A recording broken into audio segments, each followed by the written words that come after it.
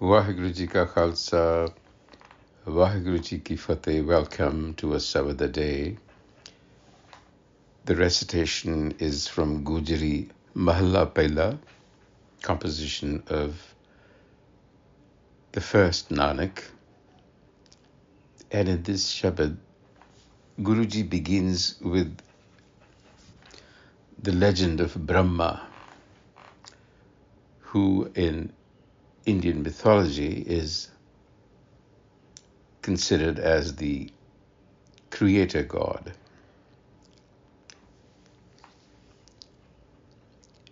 And Guruji is saying that even Brahma, who emerged, according to Puranic lore, from the navel of Vishnu, who was the supreme being, and was charged with constructing the world, the objective world as well as the subjective world of thought and imagination.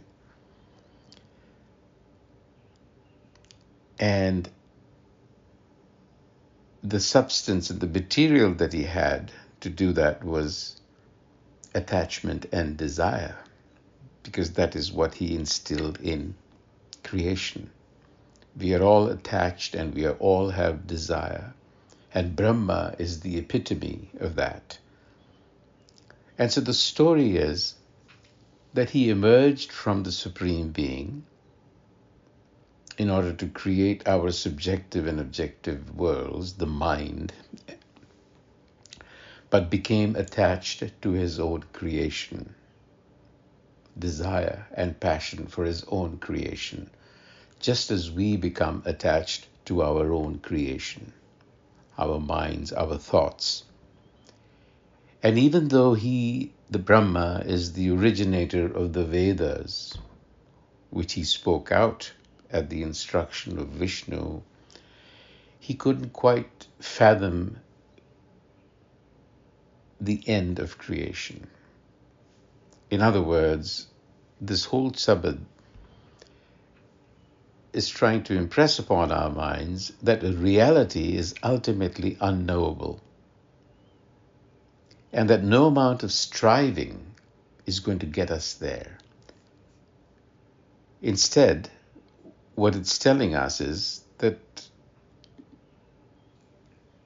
the Supreme Being, the timeless being, is not amenable to physical senses. It is an inner presence that we must learn how to become contemplatively aware of. Awareness.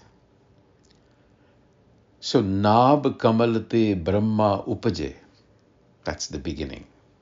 Nabh Kamal. Nabhi is the navel. Kamal te Brahama Upaje. The navel is considered to be the link between the physical and the non-physical. So out of this emerged Brahma, and the navel, of course, is a reference to Vishnu, according to Puranic lore. So Brahma emerges, Ved Padhe, Mukh Kanth Savar, in a mellifluous voice that is attractive, that draws everyone in. He recited the Vedas. In other words, he scattered knowledge around us and infused all living creatures with desire and with attachment.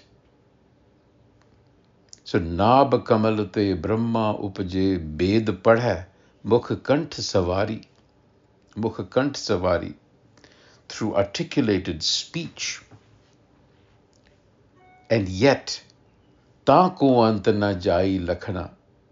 Even Brahma could not fathom the end of this universe, despite his wanderings. Avat jat rahe gubar. Avat jat, he wandered in the cycles of birth and death, because he got attached to his own creation, ego. The ego gets attached to its own creation. That is the fundamental problem. and it forgets the source. That is the veil of kur, of impermanence that comes over our minds. So in the Rahau, Guruji continues to say, Pritam kyon bisar hai, mere pran adhar. Pritam kyon bisar hai? Why does the beloved appear so distant? Or why does it appear to be receding from my mind? That's how we feel. That this creator, the source is somewhere far. There is this sense of distance. And yet, Guruji is reminding us, Baba Nanak reminds us, Mere pran adhar, it is the basis of your breath. Indeed, it is your very breath. So why do you feel that way? And in order to feel the presence of the Pritam, the beloved, the Guru says, Janki Bhagat Kare Jan Pure, Mun Jan Seva Hai Gur Vichar.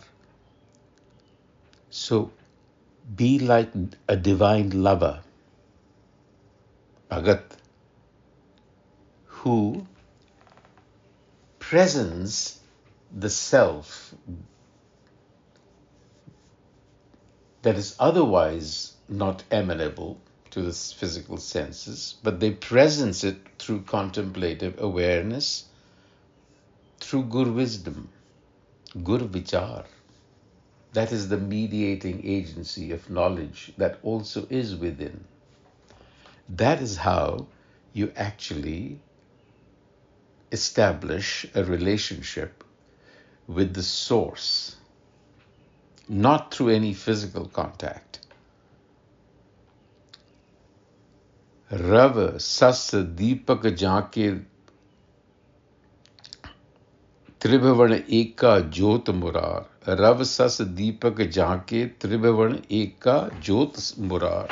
Murar is an epithet for Krishna, who is believed to be an avatar of Vishnu. But the point here is, these are all terms, synonyms that we use to symbolize what cannot be named.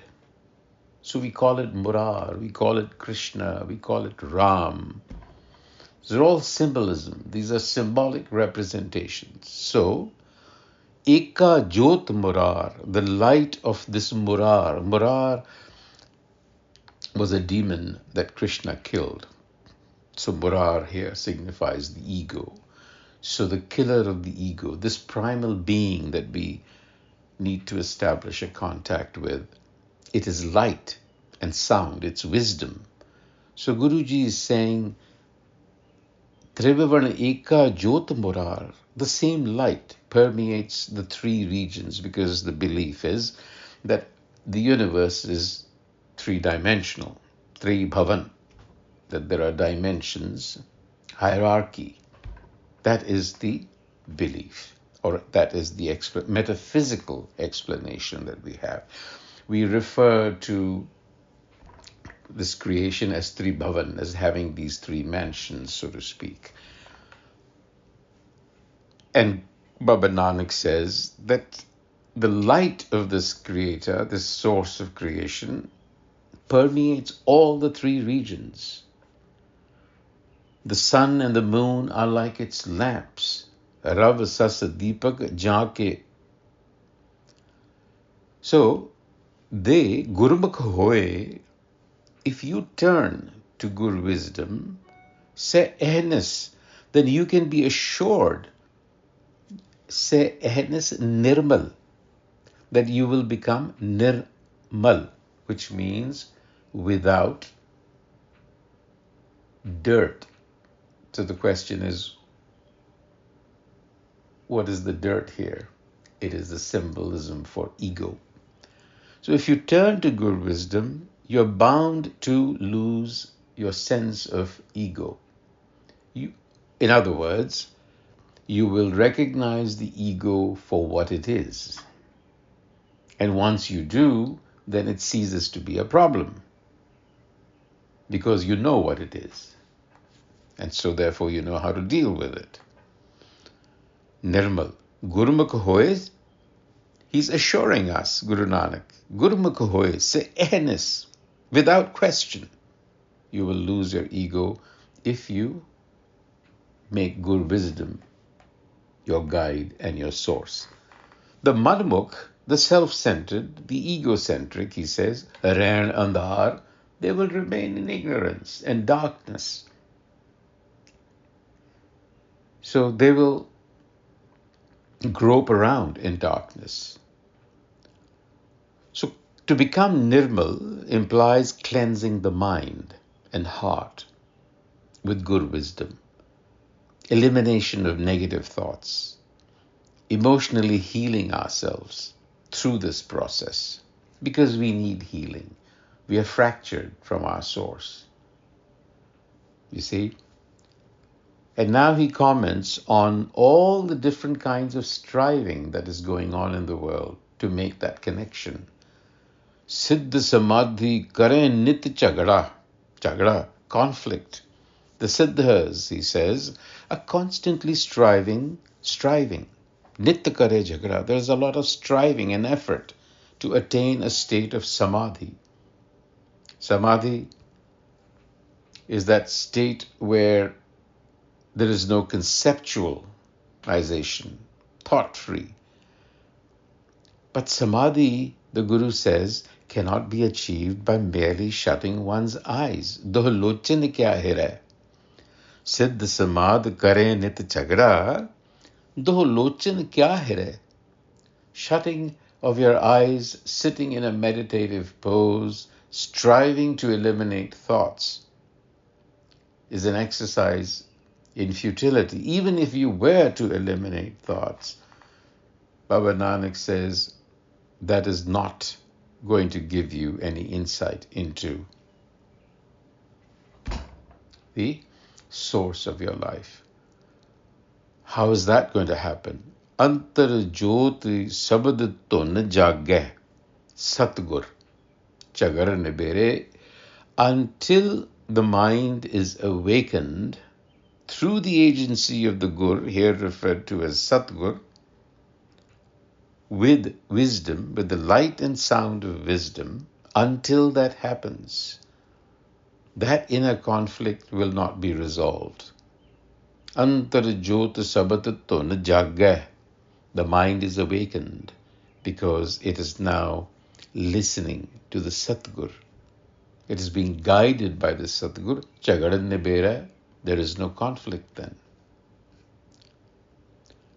So the Guru says in the end, look, countless masters of various spiritual traditions, wise sages, godlike humans, they have strived and we continue to strive to find what he calls the abode of the transcendent, the unborn, timeless being. Sur, Nar, Nath, Beant, countless. Ajoni, Sache, Mehal Apara. They are looking for that unborn, timeless being. But that source of life, called Jagajivan here, is found not in striving, but in a state of restful and receptive equipoise. Nanak sehaj mile Jagajivan, nadar kare nasitara. And that is a matter of grace. It reveals its vision through the agency of grace. And we have to make ourselves worthy of that grace by submission. Total submission. Waheguru Ji ka Khalsa, Waheguru Ji ki Fateh.